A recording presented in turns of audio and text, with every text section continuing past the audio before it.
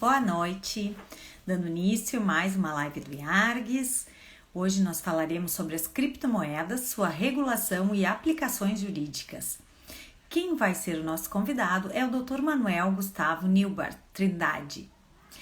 Eu já vou chamar ele a participar, ele ainda não entrou, deve estar entrando aqui conosco.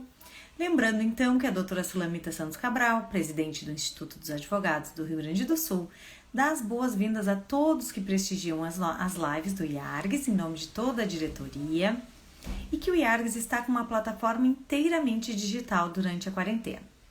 Temos todos os vídeos de videopalestras, artigos no site. Boa noite, doutor Manuel, já entrou aqui conosco, eu vou chamá-lo agora a participar. Lembrando que o IARGS está com a plataforma digital, tanto no site. Boa noite, tudo bom, doutor Boa Manuel? noite. Indo. Um prazer recebê-lo aqui, uma satisfação que o senhor aceitou o convite do IARGS. E hoje vai nos falar sobre as criptomoedas, que não são bem criptomoedas, né? O nome é... Exatamente. Criptoativos. Né? Criptoativos. Podem ser chamadas... Podem ser chamadas de... Bom, mas o título da live é Criptomoedas, Regulação e Aplicações Jurídicas. Vou dar uma boa noite para a nossa querida doutora Sulamita, que ingressou agora, o doutor Luiz Trindade. Ó, eu falei que ele tinha feito uma boa propaganda para a live de hoje. E eu vou ler, então, o seu currículo. O doutor Manuel, ele é pós-doutorando pela Faculdade de Direito da Universidade de Lisboa, doutor em Direito e mestre em Direito pela URGS, especialista em processo civil também pela URGS e é professor da graduação e pós-graduação, tanto estricto quanto lato sensu, da Escola de Direito da Unicinos. Tudo certo? Opa, isso, exatamente, tanto da Escola de Direito da graduação, quanto da pós-graduação no lato e no estrito sensu. Perfeito. Bom, o doutor Manuel, então, hoje vai falar sobre os criptoativos ou criptomoedas. E eu, de imediato, passo a palavra. Ah, não, peraí só um pouquinho que eu já esqueci. Eu tenho que dizer que nós temos 485 inscritos no YouTube, 2.439 inscritos no Instagram, 514 no Twitter e 3.209 no Facebook. E que todas as lives, todas as videopalestras estão disponíveis para acesso no YouTube do IARGS. É só colocar IARGS no YouTube e se inscrever no canal. E também é bom clicar no sininho para ativar as notificações. E todos os artigos, também as lives, videopalestras, estão disponíveis no site do IARGS, que é só acessar www.iargs.com.br. Então, agora passo a palavra ao nosso convidado dessa noite. Por favor, doutora. Muito obrigado, Ana Amélia. Não sei se conseguem me ouvir bem e me ver bem. Tá? A posição que eu coloquei aqui do celular. Inicialmente, uma boa noite a todos. Cumprimento também a todos os associados, integrantes aqui do IARGS, na pessoa não só da Ana Amélia, que nos prestigia aqui, mas também da doutora Sulamita, né, quem eu tenho uma grande admiração. Né? Então, para mim, estar aqui hoje, podendo contribuir um pouco com o IARGS, uma instituição praticamente centenária, né, é motivo de muito orgulho. Tá?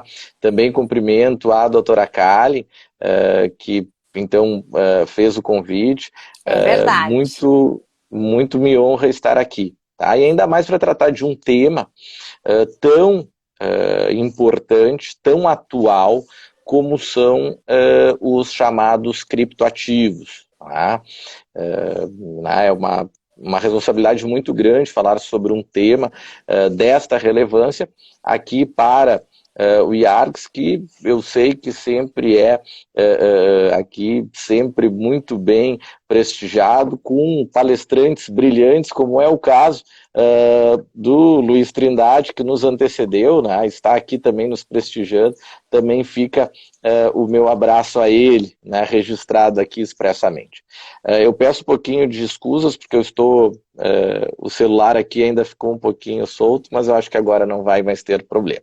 Bom, vamos lá. Então, quanto aos criptoativos, tá?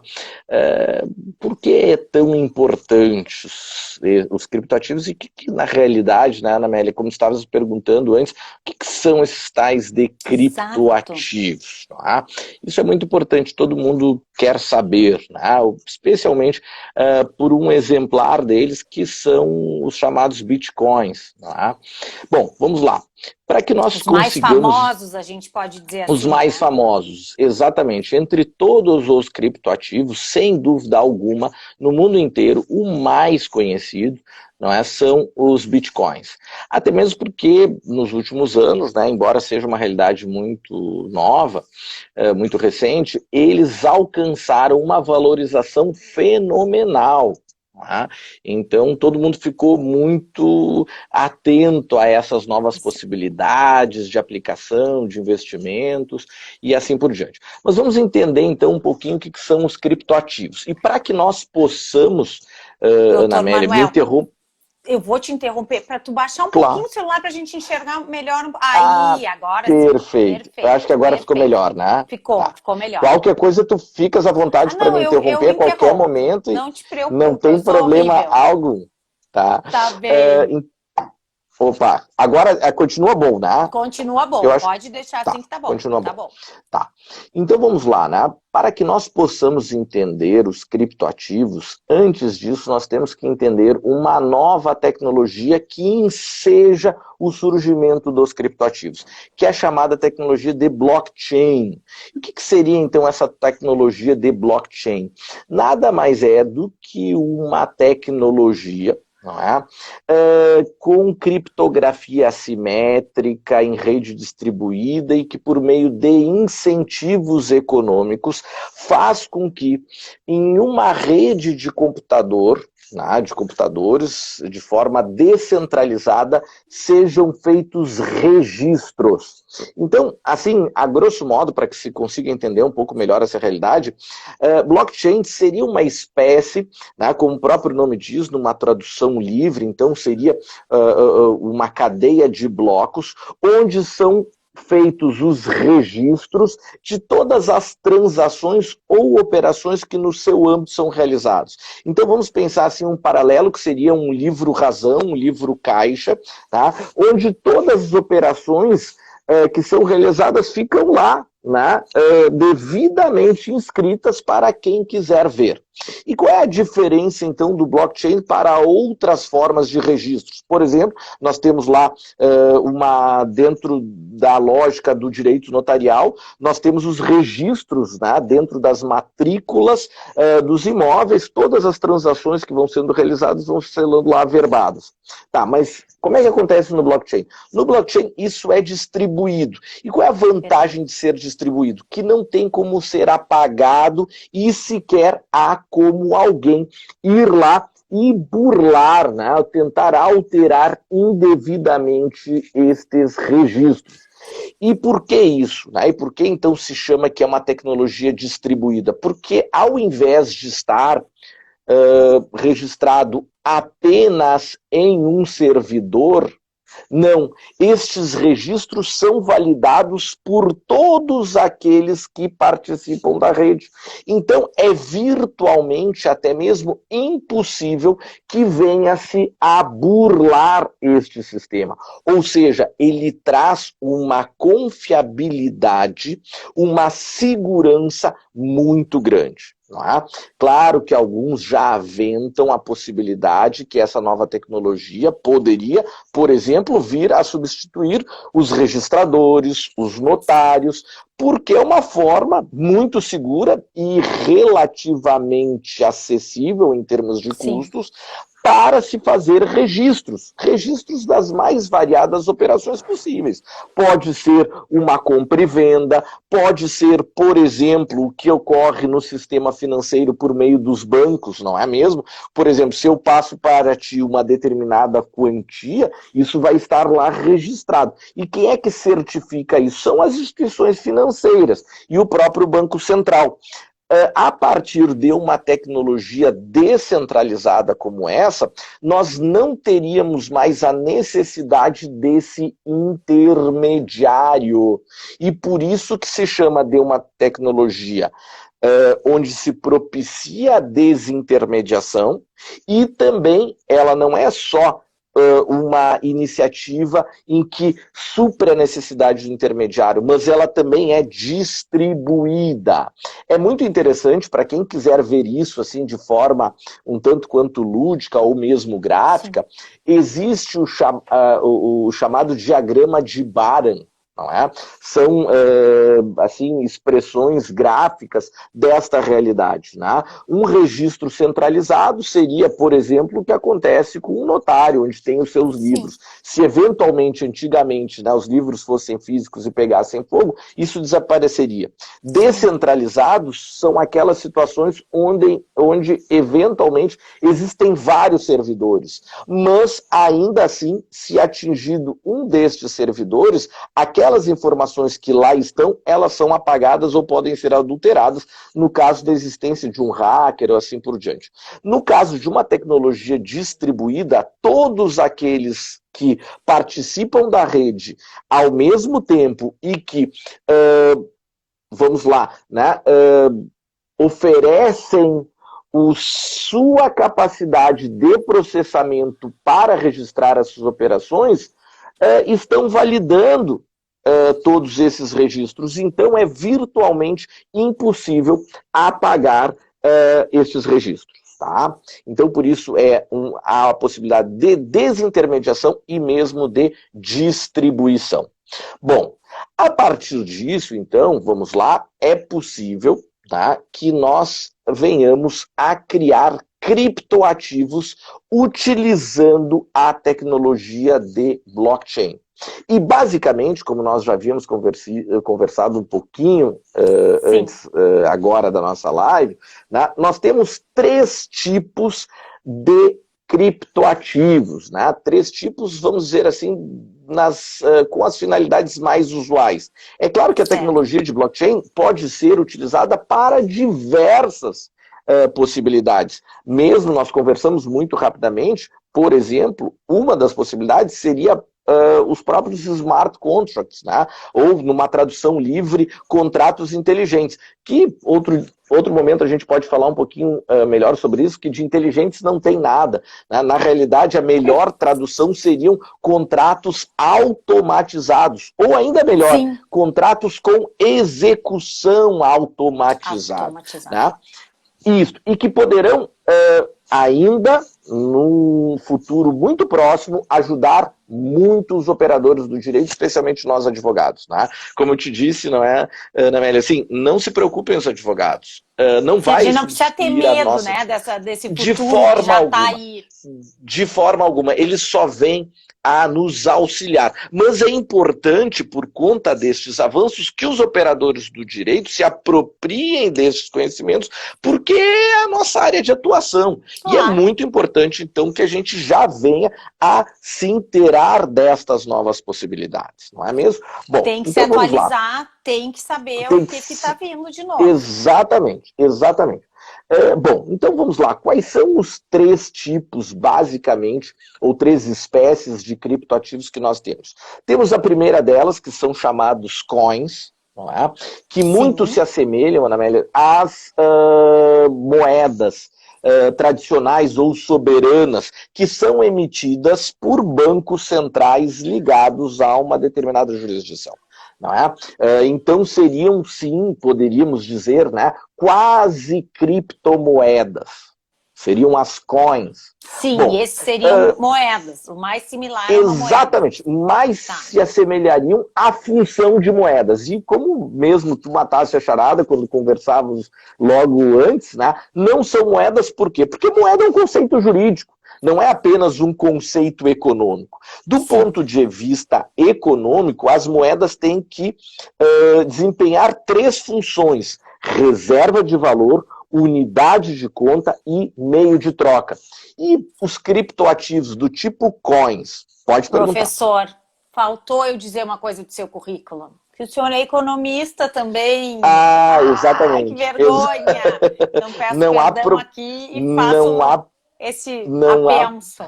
Não há problema algum, né? Eu fundamentalmente sou advogado, né? E mesmo na academia eu leciono para o direito, né?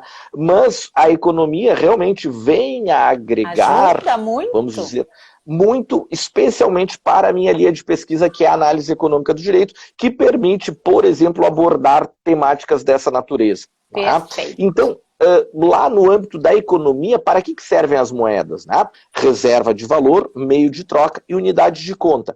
E isso, os criptoativos do tipo coin desempenham estas funções? Sim, perfeitamente. Sim. Então, do ponto de vista econômico, os criptoativos do tipo coin são moedas? Sim, são moedas do ponto de vista econômico.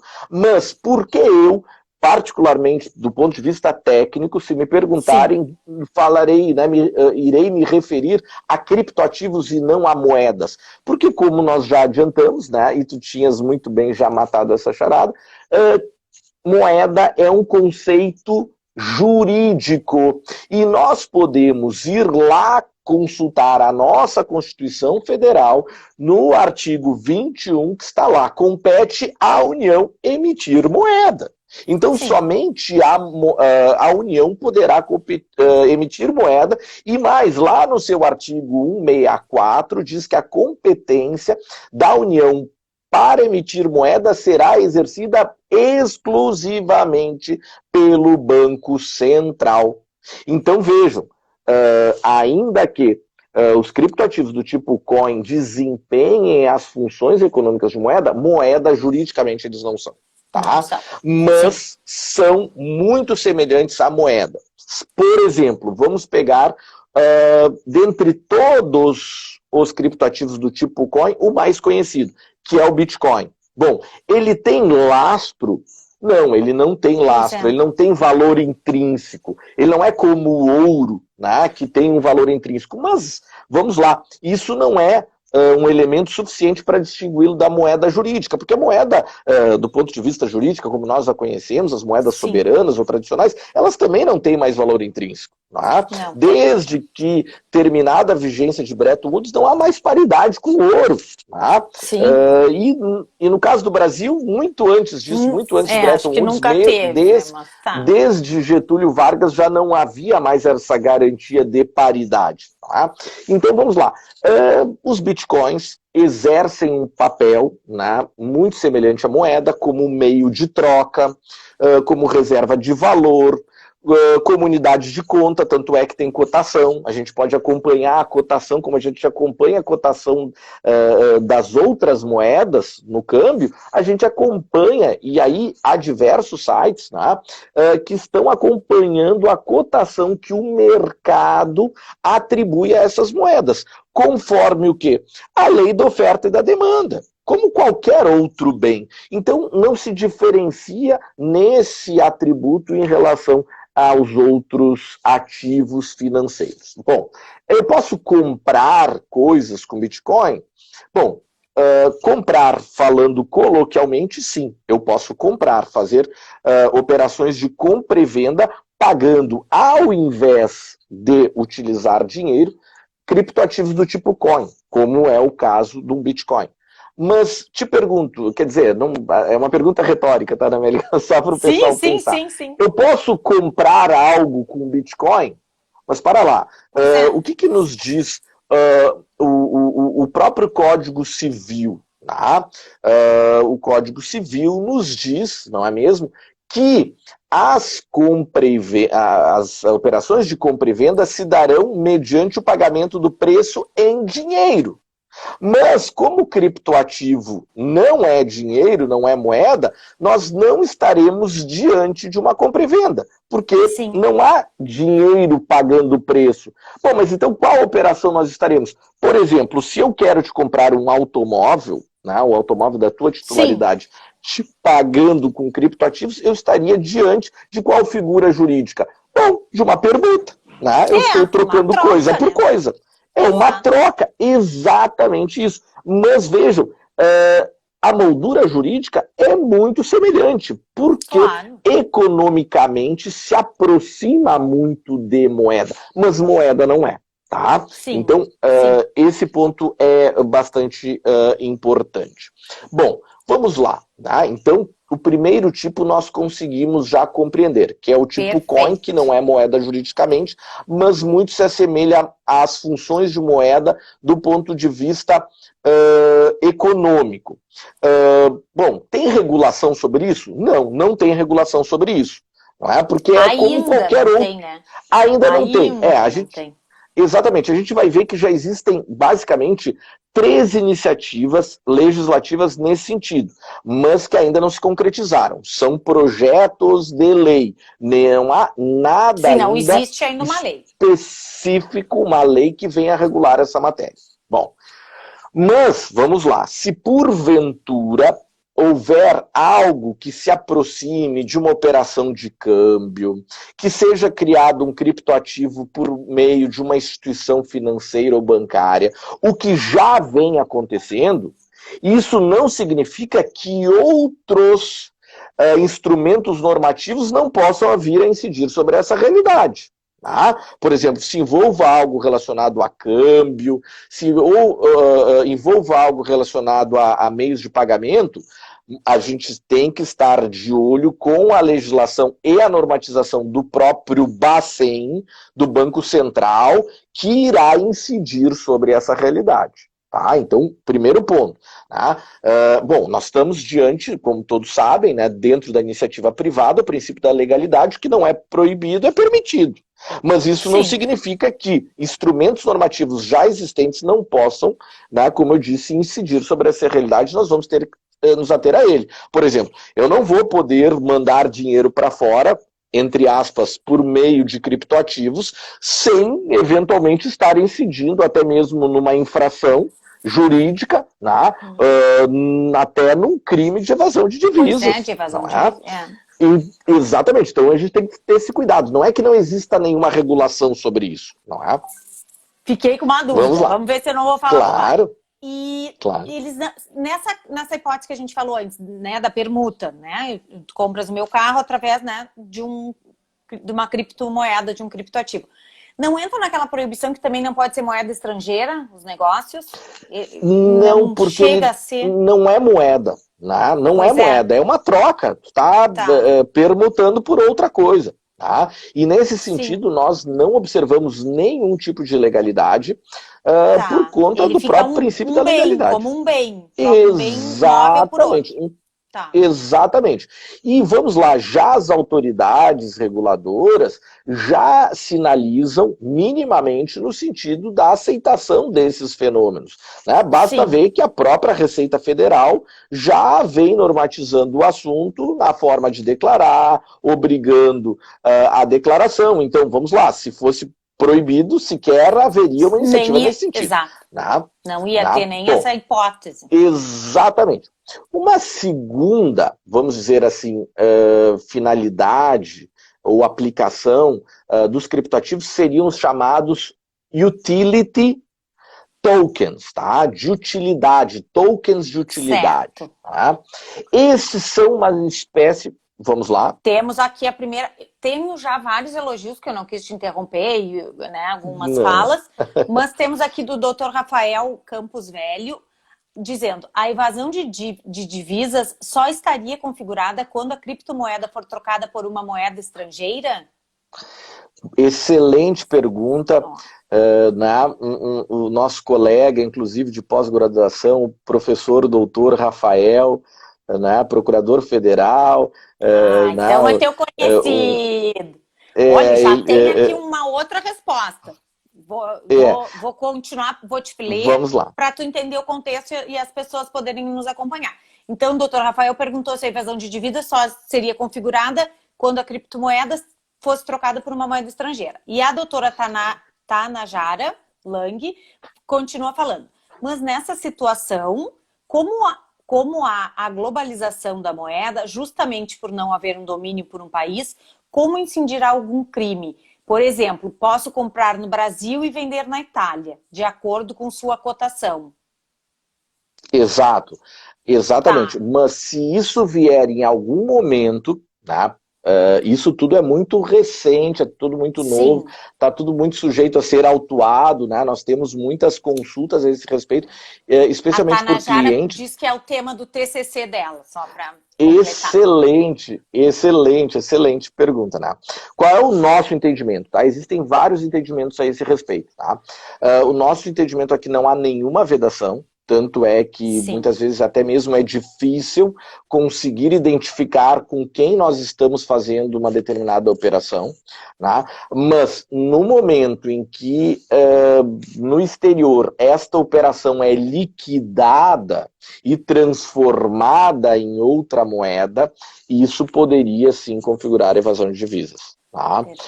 Nós temos um receio muito, muito grande, até nós estamos orientando sempre as consultas a esse respeito. Há um cuidado muito grande, né? Se há uma remessa, mesmo que por meio de criptoativos, né? E isso vier a ser liquidado em outra moeda, uma moeda de um outro país, isso pode vir a configurar, então, evasão de divisas. Tá? Então, deve haver um cuidado muito grande em relação a isso. Tá? Bom, melhor ficar de olho do que fazer uma coisa errada. Exatamente, exatamente. Bom, uma segunda possibilidade, uma segunda espécie de criptoativos, então seriam os utility tokens, né, ou tokens de utilidade. Esses seriam também um ativo, e vamos lá, a grande classificação, ou a classificação enquanto gênero dos criptoativos seriam ativos virtuais, não é?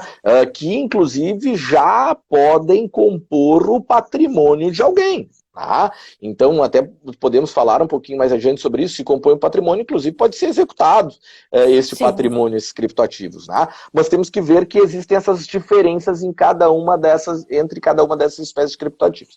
Tá. Utility token mais se assemelharia a uma espécie de licença de uso. Um crédito para utilizar em um determinado ecossistema, para que seja utilizado dentro de uma cadeia de conveniência ou de benefícios. Pode. Tem regulamentação específica sobre isso? Desde que não se enquadre dentro do conceito de valores imobiliários, não há. Aí nós vamos ter que observar a legislação de um modo geral. Eventualmente se enquadra dentro de algum tipo contratual específico ou não, mas esses tokens de utilidade, então, dentro da engenhosidade humana própria da natureza contratual, aí que nós temos a liberdade, não haveria nenhum problema nesse sentido. Tá? Bom, uma terceira categoria, e essa terceira categoria também ela é muito importante porque ela vem criando novos mercados com uma intensidade muito grande, seriam as chamadas, e aí também se usa uma expressão em inglês, tá? Eu não sou adepto de estrangeirismos, tá? Mas só porque, como é tão globalizado... Assim, né? Sim. Exatamente, é tão globalizado, isso que a gente está falando aqui, exatamente as mesmas coisas estão sendo discutidas em outros lugares, em outras universidades, né? Eu venho acompanhando essas discussões no mundo inteiro, né? Inclusive eu venho fazendo o meu pós-doc, né, em Portugal, justamente nessa área, né? Então são as mesmas discussões que acontecem no mundo inteiro e normalmente se utiliza essas expressões em inglês. Né? O terceiro tipo, então, seriam os chamados utility tokens. Desculpa, os security tokens. Eu ia dizer, o utility tokens era a segunda que eu trouxe aqui. O terceiro seriam os security tokens, né, que seriam, então, muito semelhantes aos valores mobiliários. E digo mais, tá? Não só se assemelham a valores imobiliários, como efetivamente se enquadrarem no conceito de valores mobiliários que nós encontramos lá na Lei 6.385, no seu artigo 2º, inciso 9, né, que diz que quando ofertados publicamente, né, mais ou menos nesses termos, quaisquer outros títulos ou contratos de investimento coletivo, se configuram como valores imobiliários e atrai a competência para regular essa matéria da Comissão de Valores Imobiliários. E a reboque disso, toda uma regulação já existente para o mercado de capitais. Então vejam, se porventura, né, esses security tokens vierem a configurar, porque na maioria dos casos realmente se configuram como valores imobiliários, por exemplo, eu quero... existe uma outra expressão, uma tradicional, que não se aplica aos criptoativos, que se chama de IPO, né, abertura de capital. Uma empresa, né, especialmente aquelas empresas então que abrem o seu capital, por exemplo, na Bolsa de Valores, querem captar recursos. Não é? Elas fazem uma abertura de capital, fazem um IPO. Agora, por exemplo, está na moda, né, porque os taxas de juros estão muito baixos, e o mercado bursátil de bolsa está crescendo muito. Então a gente quer obter recursos para um novo empreendimento ou mesmo para aumentar um empreendimento já existente. A gente abre o capital e busca então recursos através de acionistas, né? Novas ações. Perfeito. Vamos lá. Vou te interromper porque nós temos mais uma pergunta da Tanajara. Ela está perguntando, perfeito, quais as implicações dessa dificuldade em classificar o que é um criptoativo em relação ao tipo criminal? Exemplo, sonegação fiscal, lavagem de dinheiro, evasão de divisas. E aí está te agradecendo. Muito obrigada. Perfeito, perfeito. A Tanajara faz uma pergunta muito interessante, né? Muito, muito interessante, porque a depender se se considera como moeda, eventualmente não se enquadra, né? Não há exata subsunção ao tipo penal específico, né? Embora eu não seja um criminalista, eu já posso, né, dar umas... Porque, vejam, é tão próximo às matérias aqui que se sobrepõem, que a gente acaba tendo que estudar um pouquinho de tudo, até direito penal e criminal. Exatamente, a gente tem que saber de todos os, todos os ramos do direito. Exatamente, até para poder muitas vezes auxiliar os clientes, ou mesmo muitas vezes temos que contar com colegas com áreas de atuação diferentes por uma só operação. Tá? Então, no caso, né, e a Tanajara fez uma pergunta muito interessante, bom, é moeda ou não é? Bom, se não é moeda, eventualmente a gente não está dentro do conceito. O que acontece é que muitas vezes nas pontas da operação, aí sim se utiliza o dinheiro, né, na liquidação da operação, e aí sim pode haver subsunção. Tá? Eu penso que esse é o grande cuidado. Né? Por exemplo, eu estou lá numa exchange comprando, vendendo, até exchanges que não são de fora do país. Né? Bom, a gente tem que ter um cuidado. Eventualmente, não só por se caracterizar pela simples operação, mas mais do que isso, seria por conta da liquidação da operação. E aí sim configurar o tipo penal previsto. Tá? Eu penso que esse é o grande cuidado que tem que se ter. Tá? E mais uma vez, para classificar entre os diferentes tipos, né, eu sempre digo, porque sempre, na maior parte dos convites que eu tenho, ou mesmo em sala de aula, os alunos, claro, porque normalmente são pessoas ligadas ao direito, são colegas, advogados, querem saber do tratamento jurídico que é aplicável aos criptoativos. Eu sempre digo, não existe um tratamento único. Existe? Sim. Já existe, tá? Porque como a gente mesmo já consignou aqui, né? Não dá para dizer que não exista nenhuma regulação sobre essas realidades. Claro que há. O próprio arcabouço jurídico já existente se aplica a eles. A única questão é que nós devemos identificar entre as diferentes espécies de criptoativos para entender melhor qual é o tratamento jurídico específico. Por exemplo, se é o caso de uma coin, Eventualmente, eu vou estar diante de uma operação de natureza contratual sem a incidência de regulações de mercados específicos, né, ou mercados regulados. Bom, daqui um pouco, se envolver alguma operação de crédito, um meio de pagamento, uma instituição financeira que emite o seu próprio criptoativo, bom, daqui a pouco eu vou ter que estar observando a regulação do próprio Banco Central. Se é um utility token, bom, aí muitas vezes tem natureza contratual mesmo, e a gente vai aplicar a legislação contratual, né, o Código Civil e, eventualmente, outras legislações esparsas para essa realidade. Bom, terceira hipótese, é um security token? Bom, se configurar um valor mobiliário de acordo com o disposto no artigo 2º, no inciso 9 da Lei 6385 de 76, vai atrair a competência da CVM, e a CVM, eventualmente, se souber, vai autuar, vai notificar, vai abrir processo sancionador, como, inclusive, nós já estamos a observar isso.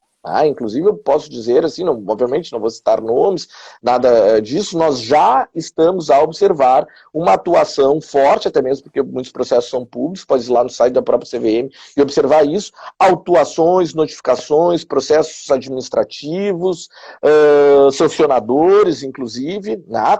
Porque se estiver dentro do conceito de valor mobiliário, desempenharem esse conceito, captação de poupança pública para investimentos, né? Por exemplo, eu vou me tornar um acionista. Aí, propriamente, eu não sou um acionista como eu seria tradicionalmente lá por meio da lei das SA. Mas aí a gente não chama de IPO, né? Veja só, a gente chama de ICO, porque é um Initial Coin Offering, né? Em vez de eu ter uma share, uma ação, eu vou ter um token, eu vou ter um criptoativo, né, de uma determinada empresa. Então vamos lá, né? Ana, se eu quisesse, por exemplo, o que está acontecendo muito com as startups, tá? As startups muitas vezes têm um belíssimo projeto, só que não tem recursos, tá? Vamos pensar naquele caso bem tradicional, são os jovens com uma ideia maravilhosa, mas não tem recursos. Tá? Normalmente, brincando, tá, pessoal, para quem atua no direito empresarial, quem são os primeiros que se busca? São o grupo, né, são os familiares, amigos ou os idiotas.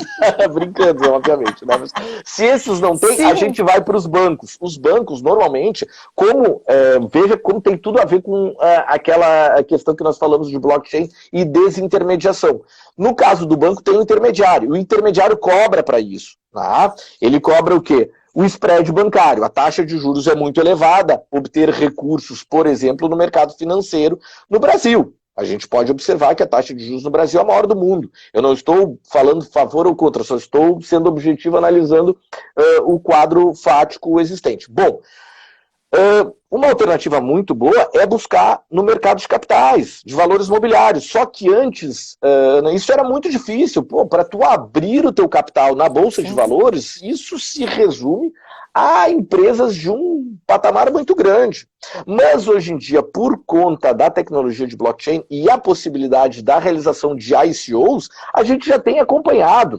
É um fenômeno que nós chamamos de crowdfunding, que muitos conhecem pelas vaquinhas virtuais. Sim, vaquinhas. Tem as vaquinhas virtuais, Ana, que são aquelas assim que a gente faz muitas vezes sem querer nada em troca, né? Para promover um artista, alguém que está precisando fazer uma cirurgia, mas existe uma outra possibilidade, e aí a gente agrega um outro termo em inglês ao crowdfunding, que é o equity crowdfunding, que seria muito semelhante, e que na realidade não é muito semelhante, são valores mobiliários. Inclusive a CVM já tem uma disposição expressa quanto a isso. Tá? Uma instrução normativa é a 558, que disciplina esta temática. Então, por exemplo, se alguém tem uma startup e quer abrir o seu capital, pode fazer? Pode, mas tem que ter um certo cuidado. Tem que observar, por exemplo, que nós temos lá pela CVM, né, temos diversos comunicados, ofícios circulares nesse sentido, e observar algumas particularidades.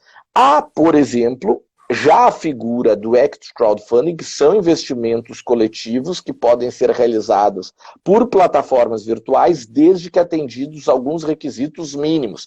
Aí eu não preciso propriamente da autorização da CVM, né? Desde que seja comunicada à CVM, né, e haja então esse registro da plataforma, eu poderei captar recursos, né? Não é que assim, eu não vou precisar nenhuma alteração dizendo assim, de forma até a grosso modo. Eu tenho que comunicar à CVM que eu irei captar, eu tenho que atender uma série de requisitos, mas eu poderei captar recursos por meio de plataformas virtuais. Tá? Então, o quadro normativo, em linhas gerais, é este.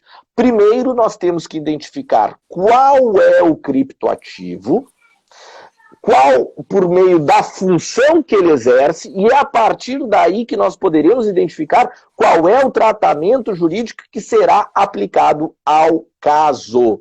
Tá?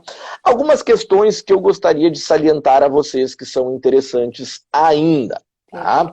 Nós falamos assim, existe legislação específica, alguma lei ordinária a esse respeito? Sim. Não, ainda não há. Ainda não já temos tramitam nada, mas já tramita, por exemplo, um projeto de lei que já foi abandonado, lá de 2015, que era um projeto com várias deficiências, né? Era o projeto de lei 2306 de 2015, que foi abandonado, tá? Temos um projeto muito mais recente, o 2060, de 2019, que dispõe sobre o regime jurídico de criptoativos, tá? Que já vem trazendo melhorias, e mais recentemente, também em 2019, ao projeto de lei 3.949, então, de 2019, que dispõe sobre transações com moedas virtuais, tá? E, inclusive, estabelece condições para o funcionamento das exchanges, que seriam, por assim dizer, as exchanges que já existem e operam, né? Seriam as corretoras de compra e venda de bitcoins, de Ether, de Ripple, de todos os criptoativos chamados do tipo coins, tá? Então a gente pode ir lá numa exchange e realizar a compra e venda destes criptoativos, que existem vários. Do tipo Sim. coin existem vários, inúmeros, podem ser criados aí em tecnologia de blockchain. Quem tem capacidade de programação pode criar o seu Bitcoin, entre aspas, o seu criptoativo. Sim. Se vai ter aceitação pelo mercado, ou quanto o mercado vai valorizar, isso depende da lei da oferta e da procura. Né? Se houver credibilidade, essa moeda vai se valorizar. Se não houver, ela não vai ter grande circulação, liquidez e, consequentemente, uma cotação muito baixa, ou mesmo não vai ter cotação nenhuma, né? Quando ninguém estiver interessado em comprar. Bom, ainda rapidamente, até para a gente propiciar ainda outras discussões, que eu imagino que o pessoal deve estar com várias questões aí para formular, né? Algumas disposições normativas que ainda devem ser observadas, tá?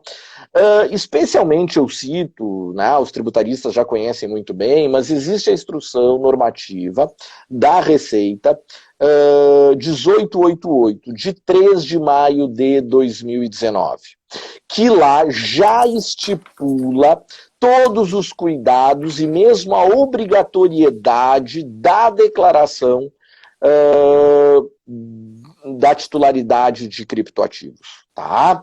Então isso é muito importante que seja observado, tá? Não é assim uma terra de ninguém, não, sim. Isso já vem atraindo, como eu disse a vocês, e muito a atenção das autoridades fazendárias, regulatórias. A CVM vem atuando fortemente nesse mercado, mas até alerto, né? Não é que a CVM seja contrária aos criptoativos, pelo contrário. Queira barrar, não é isso. Não, eles inclusive querem estimular, desde que observados alguns cuidados para que realmente o efeito não seja mesmo perverso. Tá? Nós observamos recentemente, inclusive no Rio Grande do Sul, nós temos que deixar isso claro, diversos casos de grande repercussão, tá? Em que foram lesados centenas, para não dizer milhares de investidores que supostamente estariam aplicando em criptoativos. Mas até eu faço um alerta. Tá? Lê do engano quem acha que foi lesado por aplicar em criptoativos no caso, porque sequer se tratava de criptoativos. Sim. Na realidade, foi o golpe mais antigo, né, e vários desses que existem, que é o esquema de pirâmide, ou o esquema Ponzi, como nós estudamos na economia, né, que são remunerados aqueles que já estão por meio daqueles que estão entrando, né, que estão na base Sim. da pirâmide. Mas quando não entram mais, não há como remunerar os de cima. E aí a pirâmide desaba. Tá?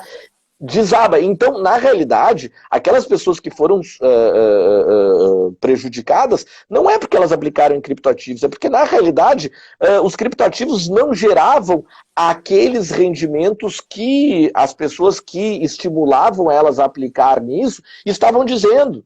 Na realidade, é como prometia uma coisa que não era verdade. Exatamente, não tem como prometer. Eu sempre digo, né, como uma das minhas áreas de pesquisa é mercado financeiro e mercado de capitais, tá? Então, muitas vezes a gente atende clientes que foram lesados, né? E uma máxima que eu digo assim, não tem mágica. Sempre, toda vez que alguém vier te oferecer algum negócio muito bom, abre o olho, porque se ele tem esse negócio, ele não iria oferecer para ti. Ele mesmo iria estar usufruindo desse negócio. Ia pegar para ele, né? Não ia falar para Exatamente, assim, exatamente. Né? Então, assim, não é terra de ninguém. Já existe a legislação e o arcabouço jurídico que nós já possuímos, que se aplica a essas realidades. E existem outros instrumentos, como é o caso dessa própria normativa da Receita Federal, que tem que ser observada. Existe, por exemplo, a questão da instrução, algumas portarias, instruções normativas da própria CVM que se aplicam. Nós temos que fazer, muitas vezes, o enquadramento, no caso, por exemplo, de Equity Crowdfunding, na instrução normativa 588 da CVM. Pode ser feito IPO, que é abertura de capital, por meio de criptoativos? Pode, mas vamos observar as normas já existentes. Perfeito. Tá? Doutor, nós já estamos com... São 20h46, então 15 minutinhos para o final da live. Tá. Antes da gente chegar ao final, eu gostaria só de ler aqui uns elogiozinhos e aí te deixo finalizar, pode ser? Perfeito, podemos fazer perfeito, assim. Claro. Agora só deixa eu voltar aqui, porque são mais lá do início. Só um minutinho, por favor, peço licença também aos nossos espectadores, mas é que a gente tem que ler, senão fica... Depois a pessoa colocou, né? E fica feio não informar quem está falando. Vamos ver aqui, ó. Então, a Maria Helena Gonçalves nos deu boa noite. Vamos mais adiante. Aqui, ó. O doutor Antônio Almeida. Grande professor Manuel, uma honra ouvi-lo. Lhe manda abraços. Depois... Eu que agradeço. Unierb Team, não sei... é o time de arbitragem da Unicinos. Tá. Exatamente. Como sempre, excelente. Eu falei até em inglês, então não é UniARB. A Uniarb Team. Exatamente, é o time de arbitragem da Unicino. Aí eles colocaram, como sempre, excelente, professor Manuel. Doutor Eduardo Trindade, parabéns. Doutor Manuel Gustavo. Vamos ver. Aí o doutor Luiz Trindade, conhecimento e didática excepcionais. Vamos adiante. Aí depois vem as perguntas. Deixa eu ver se eu não estou perdendo nada aqui. Deixa eu ver. E aí depois a Maria Helena Gonçalves está colocando. Doutora Maria Helena Gonçalves, aqui essa eu já conheço bem também. É assim nas nossas lives. Esse professor é especial. Conhecimento e didática admiráveis. Deixa eu ver o que temos mais aqui. E a Kali, doutora Kali, né? Está colocando. Excelente. Exatamente, live, que fica Manuel. Obrigada o meu pela agradecimento. Eu que agradeço, é uma grande honra, né? Contem sempre comigo, nós estamos sempre com alguns temas, até muitas vezes assim, dizendo com toda humildade, mas eu acredito que seja verdade, buscando temas inovadores, como são estes que envolvem, né, as novas tecnologias aplicadas ao mercado de capitais e financeiro, os smart contracts, né, é um privilégio estar aqui no IARGS. Maravilha! Não, o privilégio é do Instituto lhe receber. A doutora Tanajara está colocando excelente, muito esclarecedora a live, muito obrigada. Dr. Rafael Campos Velho, excelente professor Manuel, coragem em estudar esse tema sob um aspecto jurídico. E é verdade. E a doutora Clarissa está colocando, a doutora Ana Amélia é sempre impecável na apresentação das lives. Ah, muito obrigada. Acho que por enquanto são esses. Então agora deixo a palavra contigo de novo para finalizar. Tá. Temos 10 minutinhos. Vamos lá. Ah, e aqui, doutora Sulamita, ó. Parabéns pelos importantes esclarecimentos ao doutor Manuel. Doutora Sulamita, eu que agradeço, né, como eu disse logo no início, né, lhe cumprimentando, é uma honra estar aqui, admiro muito o seu trabalho, né, conheço há muito tempo, então para mim aqui realmente emocionante poder estar na presença aqui dos colegas dessa instituição, né, eu venho de uma família, né, muito ligada ao direito, então desde o meu avô, né, que já falecido, né, então estar aqui hoje no Instituto para mim é um motivo de orgulho. Tá? Que legal, muito legal. Bom, então vamos ao vamos final, lá. 10 minutinhos. Algumas questões que eu gostaria de esclarecer, né, do dia a dia, tá? E até a Ana Amélia tinha me provocado. Sim, né? Eu provoquei. Vamos falar disso aí então. Exatamente. Vamos lá. Como eu disse, né, um conceito mais geral, antes mesmo de nós desdobrarmos as espécies de criptoativos, de um modo geral, nós podemos defini-los como ativos virtuais. Tá? Isso, inclusive, vai na linha do que as autoridades regulatórias estão a indicar. Algumas, inclusive, se referem aos criptoativos de modo geral como ativos virtuais. Bom, se são ativos virtuais e se eles possuem, então, valor, eles são passíveis de constituir patrimônio. E se são passíveis de constituir patrimônio, eles são objeto, né, de direito de propriedade. E, portanto, por exemplo, aqueles que se interessam propriamente o direito de família e sucessões, eles serão objetos de sucessão. Sim. Então, esse é um cuidado, né? E aí, especialmente para aqueles que atuam direito das sucessões. A minha provocação, né, foi: como que a gente sabe que a pessoa tem esse patrimônio, né? Perfeito, muito boa pergunta. Nós temos basicamente duas formas de armazenar criptoativos, tá? Dizendo de forma muito genérica, tá? Mas, certo. Assim, grosso modo, teríamos duas formas, tá? Nós teríamos as chamadas cold wallets, que bastaria eventualmente... já tô falando em inglês. Que Desculpa, seriam... doutor Manuel. Não, sem problema algum. As cold wallets seriam formas de se armazenar criptoativos, tá? Sem estar ligado a uma rede. Tá? Então basta que aquele endereçozinho, por assim dizer, estivesse registrado dentro de um aplicativo do meu hardware, independentemente de eu estar ligado à rede mundial de computadores. Tá? Certo. Isso é uma forma. Vamos lá. Isso é imperscrutável. Então, somente o titular poderá saber disso e, portanto, dar conhecimento a alguém. E uma das coisas, por exemplo, tá? Nesse tipo de situação já aconteceu, tá? De mais de uma vez, de pessoas falecerem e não se ter a senha de acesso a essa wallet, a essa carteira, e se perder esses ativos. Pois é. Tá? É uma pena, né? Por um lado, isso dá muita segurança, porque só alguém, né, que tem acesso... Mas, por outro lado, também traz esta dificuldade. Tá?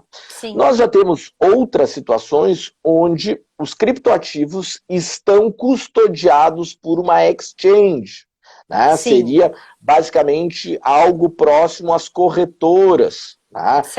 Mesmo corretoras de valores imobiliários ou de câmbio, e deixa lá custodiado.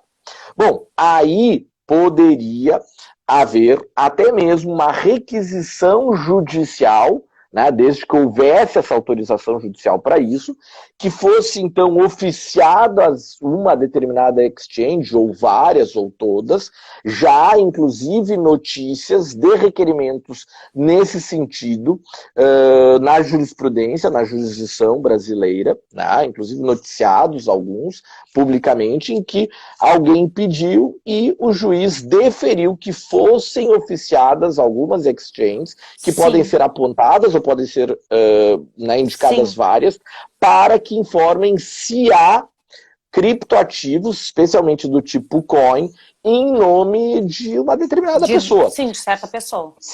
Exatamente. Seja, né, para finalidade sucessória, ou mesmo, vamos imaginar, o que também interessa muito, para uma execução. Para se penhorar. Poderia ser penhorado perfeitamente. Do ponto de vista jurídico. A dificuldade, muitas vezes, vai ser do ponto de vista fático. Porque se o titular esconder esses criptoativos, faticamente não é difícil de atingível. Exatamente isso. Mas que se eventualmente estiver numa exchange, poderá ser oficiado, o juiz determinando, e obviamente, a exchange, como uma terceira e obrigada, deverá responder e informar sobre até o crime de desobediência, algo nesse sentido. Consequências. Sim. Exatamente. Então, por exemplo, nós já, como eu disse, né, foi bastante noticiado também, recentemente foi feito um acordo na própria Justiça do Trabalho, em que o trabalhador iria receber em criptoativos, né? Especialmente os criptoativos do tipo coin. Plenamente válido, foi homologado, são ativos virtuais como qualquer outro, né? E constituem patrimônio. Né?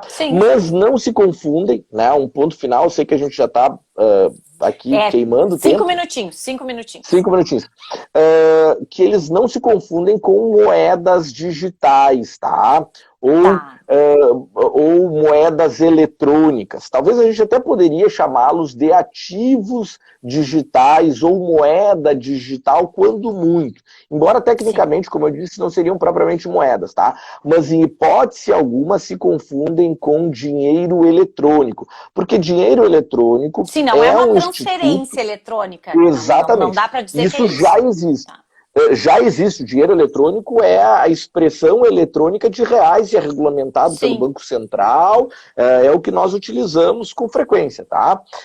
Então, na realidade, os criptoativos a gente pode fazer transferência, mas seria transferência de um ativo virtual, como qualquer outro. Naquela coisa de permuta, naquela ideia de permuta. Exatamente, que nós estaríamos. Tem uma dívida, vou te dar isso aqui em troca. Exatamente em troca. Há uma operação de compra e venda quando eu adquiro o criptoativo mediante moeda. Por exemplo, eu dou reais e compro, então, criptoativos, né? Mas o pagamento é feito em moeda. Da mesma forma quando eu vendo. Né? Da mesma forma quando eu posso vender. Mas a troca é uma permuta, né? Entre um outro ativo, por assim dizer. Tá? Perfeito. Palavras finais, né, que eu digo aqui, é algo que está mudando já e muito a nossa realidade e vai transformar vigorosamente a atuação de todos os operadores do direito. Tá? Então, eu parafraseio aí o Suassuna, né? Tem um probleminha aqui, perdão. Não, eu sempre... perfeito. Eu sempre gosto muito de parafrasear o Suassuna, né? Essas tecnologias só vêm a nos beneficiar. Então eu digo que eu sou um otimista, mas, né, o Suassuna dizia, né? O pessimista, ou melhor, o otimista é um tolo, né? O pessimista é um chato. O bom mesmo é ser um realista esperançoso. Como eu me considero. Né? Eu sou um realista esperançoso. Essas novas tecnologias só vêm a nos beneficiar e trazer um maior número de oportunidades, inclusive para os operadores do direito, né, que encontram aí um grande novo nicho para atuação. Mais uma gama de trabalho para a gente, né? Temos que estudar, a gente tem que se atualizar e estudar. Já estamos aqui na contagem regressiva, 1 minuto e 36, 1 minuto... Então, infelizmente, eu gostaria de conversar mais, fiquei com algumas dúvidas, mas depois, quem sabe uma próxima live, vamos seguir assim. Já fica aqui o nosso convite. Alguma. Já fica aceito, né? Como eu disse a vocês, é um privilégio estar aqui. Ana, olha, a tua mediação legal, né? excelente, legal, descontraída. Né? Olha, eu mesmo digo muito legal. Sou horrível, doutora. Eu já tinha lhe dito que eu sou horrível. Não, é uma alegria muito grande. Tá, eu só vou pedir uma parte, porque eu tenho que anunciar a próxima live de quinta-feira, dia 22, que vai ser com a doutora Daniela Klein. Ela é que é a diretora do Departamento de Direito Internacional do Instituto, e ela vai falar sobre o acordo de associação entre o Mercosul e a União Europeia. Então, promete também a live de quinta, vai ser muito interessante. Inclusive, eu queria destacar que ela não está no Brasil, acho que ela está nos Estados Unidos, se eu não me engano, vai falar diretamente dos Estados Unidos. Agradeço mais uma vez, doutor Manuel, foi maravilhoso. Em nome da IARES, da doutora Sulamita, de toda a diretoria, agradecemos a sua participação. Não sei se trancou. Não, tá certo. Não, eu que agradeço, é uma alegria muito grande, um grande e afetuoso abraço a todos os colegas, tá? Espero que em breve possamos estar juntos novamente, inclusive fisicamente, né? Se a pandemia assim nos permitir. Se nos permitir, vai permitir. Daqui a pouco a gente